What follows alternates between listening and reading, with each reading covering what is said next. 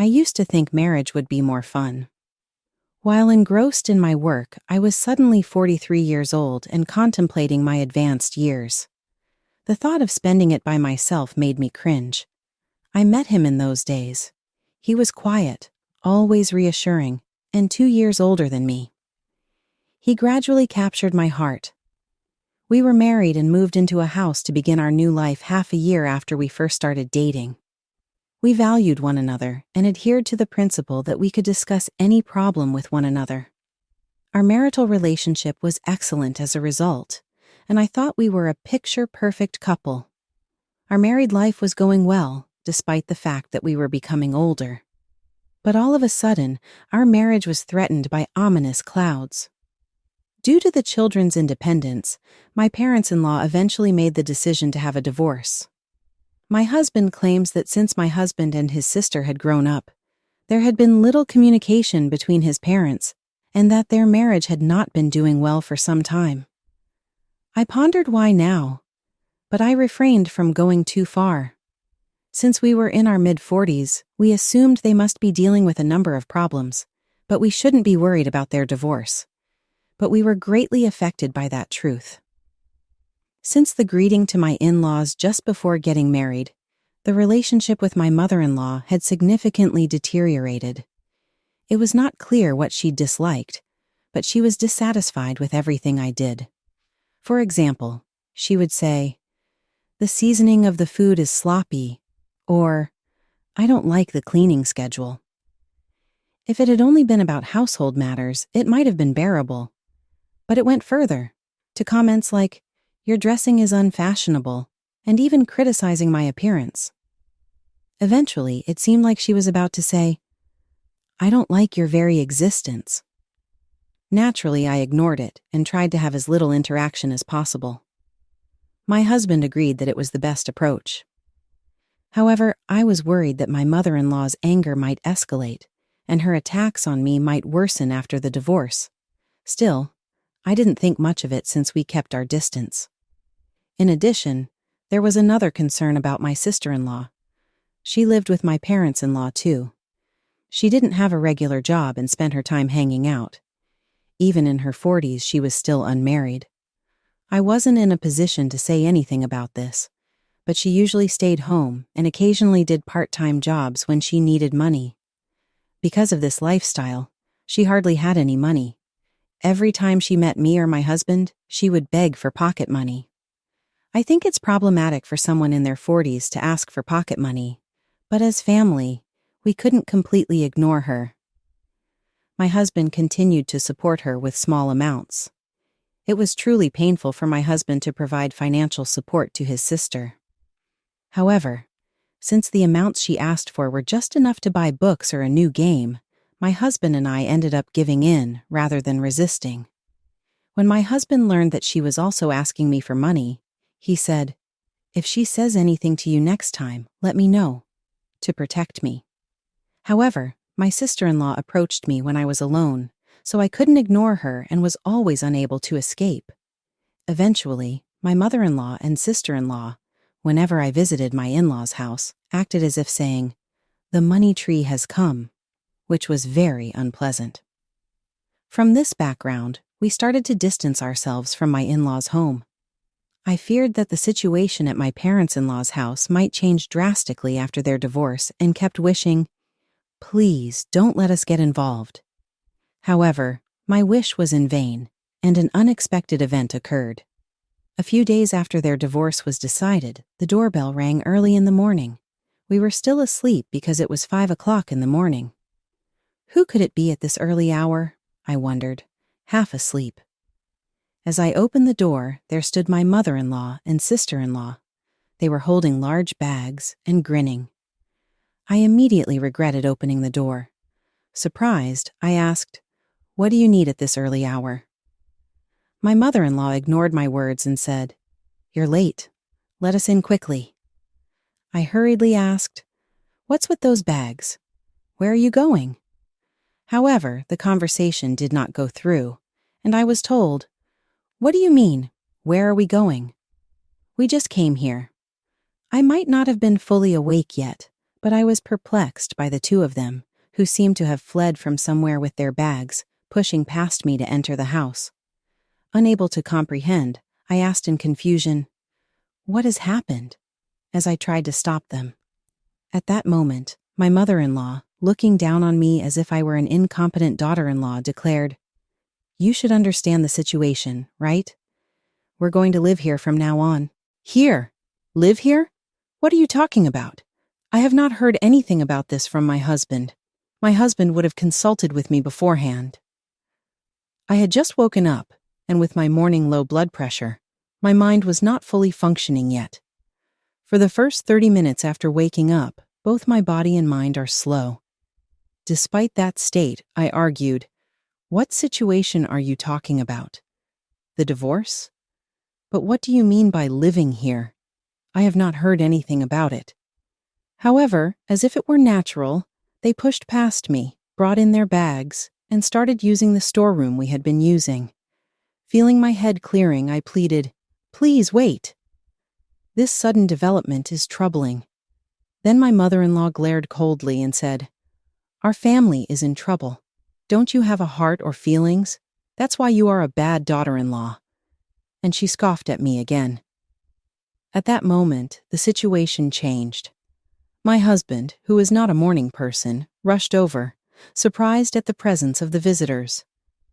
"Why are you two here so early? And what are those bags?" he asked. My mother-in-law explained to my husband what she had told me.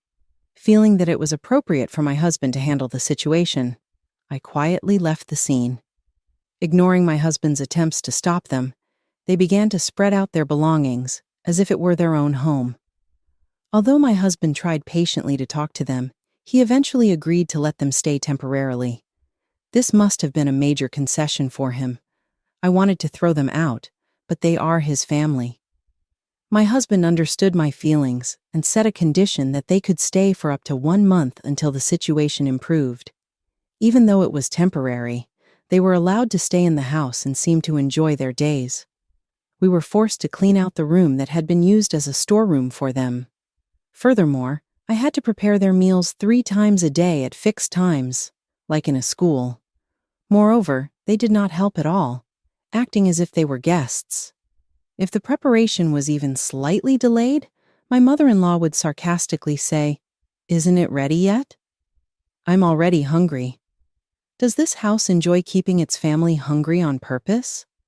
I quietly retorted in my mind, "How can you be so hungry without doing anything?" However, continuing the conversation would only bring more sarcasm, so I chose to remain silent. At first, I cooked the meals, but gradually I began to question my actions and stopped. They hardly did anything besides eating, just lying in the living room and watching TV all day. They would order me around, saying, "Prepare the bath and meals," and then make sarcastic remarks demanding, "Bring coffee, serve snacks, vacuum the floor." After only a week of living together, I was mentally exhausted. Furthermore, my sister-in-law naturally said, "Please give me some pocket money," and reached out her hand. Surprised, I asked, "What do you need it for?" She responded childishly with dissatisfaction, "Why do I have to report to you?" It was hard to understand why I should give pocket money to a freeloader who does not help with the household chores. If I lectured her on the spot, it was clear that my sister-in-law would immediately report to my mother-in-law, and the mistreatment would become even harsher. Therefore, I kept my refusal minimal, saying, "You are not my child." In response, my sister-in-law angrily retorted, "You're letting your sister struggle in this house." My mother-in-law and sister-in-law did not provide any financial support at all, and the cost of the meals they consumed was expected to be paid by us, as if it were natural. As a result, far more expenses were incurred than usual. Moreover, they kept asking for more pocket money. Nevertheless, how can they be so brazen? I had no choice but to continue this stressful cohabitation, enduring their unreasonable demands and sarcasm. Every time my husband came home, he would comfort me and sternly warn them, but their calm behavior was only temporary, and they fundamentally did not change. While my husband was at work during the day, they acted as if anything was permitted. Even after the promised 1-month period ended, the two of them showed no signs of leaving the house. Looking back, it was clear they had been planning to exploit my kind husband and use various excuses to continue staying. Gradually, their attitudes became more arrogant, and my sister-in-law started calling me in a childish manner, "wife." But I had already decided to ignore them. Just hearing their voices was mentally exhausting, and I could no longer bear being imposed with various demands. This life is impossible. I'm at my limit. I must do something. I really might go mad if I don't change the situation, I kept telling myself every day. Around that time, just before my sister-in-law and mother-in-law arrived, my husband had achieved great success at work and had just been promoted. While it was a happy development, my husband had been scheduled for a week-long business trip. However, he was hesitant about leaving, saying, "I can't leave you alone in such a situation." He said he should go on the business trip after the issue with my mother-in-law and sister-in-law had settled, but I was also worried about casting a shadow over his career due to personal circumstances.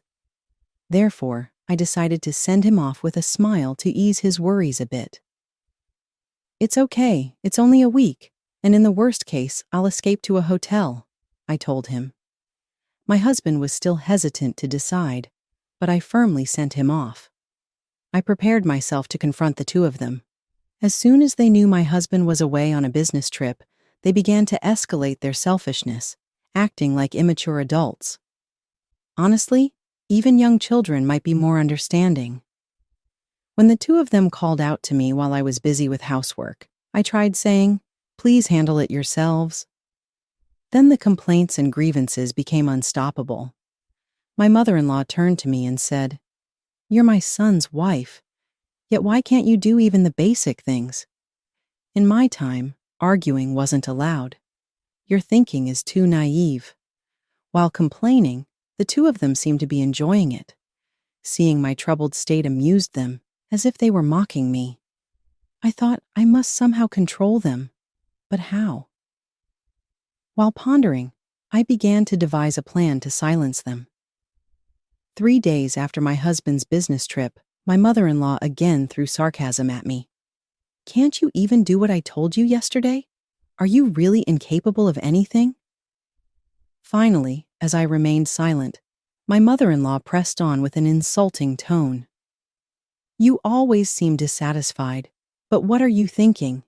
If you have something to say it clearly." I thought this was my opportunity to speak up. If I missed this moment, I might never get another chance. Since they were urging me to talk honestly, I decided to let out all my pent-up emotions. "Mother, it's clear you find pleasure in tormenting me, right? However, I'm not merely a housemaid. At least maintain basic adult manners," I responded calmly, yet firmly. As expected, my mother-in-law retorted, "Huh. What basic manners?" They seemed not to understand how unreasonable their actions were, so I explained in a way they would understand.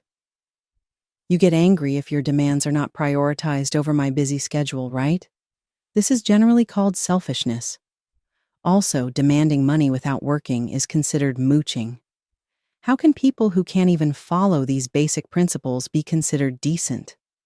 Since you are adults, please act more independently. Sister, you are already in your 40s. How old are you, mother? Or are you regressing into a child? Should I take you to a hospital?" What I said seemed unexpectedly blunt to them. They probably did not anticipate such a frank confrontation. Looking at me, they were taken aback for a moment, their faces turning red as they comprehended what had been said. "Don't speak with that tone. I won't allow a daughter-in-law like you to speak so impudently," she shouted. My mother-in-law and sister-in-law criticized me more fiercely than ever, and ultimately, my sister-in-law exclaimed, "If you can't serve us, you're just a nuisance." Then my mother-in-law told me, "It's unthinkable for a daughter-in-law not to serve her family. Get out of this house." I was shocked by the phrase "get out." This house belongs to my husband and me. It was astonishing that they, who were forcefully freeloading at our house, would tell me to leave. But I could not afford to lose to them in this situation. I could not give in. Desperately, I thought of my next move. Then it struck me. This is the answer. Although I would have to get my husband's consent afterward, sending an email should suffice. First, I pretended to apologize deeply to them, saying, "I'm sorry, my words were too harsh. As an apology, I'll provide some funds for you to go on a trip somewhere. How about that?"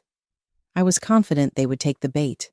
As expected, their eyes lit up at the mention of a trip, and they agreed to my proposal, saying, "That's fine." Then weakly, I told them, "During your trip, I'll also be leaving here." To my surprise, my sister-in-law exclaimed joyfully, "Really? You're leaving? Lucky. Now this will be our house." My mother-in-law seemed unfazed on the surface, but inside, she must have been pleased. I arranged accommodations on the spot, and the next day, I was able to send them on a week-long spa trip. This marked the real beginning of our strategic battle. Afterward, I quickly informed my husband of the situation in detail, and he fully supported the plan I had proposed. As I had declared previously, I packed the necessary belongings and left our home. The destination was my parents' house, 5 train stations away. Upon arrival, I explained everything in detail to my parents, who were initially shocked by the outrageous actions of my mother-in-law and sister-in-law. Soon, however, they understood the whole situation and warmly welcomed us. I had rented a storage unit to temporarily keep my belongings, where I quickly arranged for movers to transfer everything. Thus, the moving preparations took place smoothly, and by the day before their return, everything was ready. During that period, I had not been able to sleep well for a long time and felt very tired. But fortunately, the sense of security at my familiar parents' house finally allowed me to sleep comfortably. With adequate rest, I was ready to face the important showdown the next day. Mentally and physically prepared, I was ready to handle whatever came next. On the day of their return, my phone rang. As expected, I heard my mother-in-law shouting, "What is this?" I felt it was wise to keep the phone away from my ear. "Welcome back."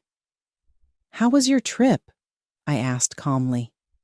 She panicked, shouting, "What are you talking about? We can't get into the house. It's covered and strangers are destroying it."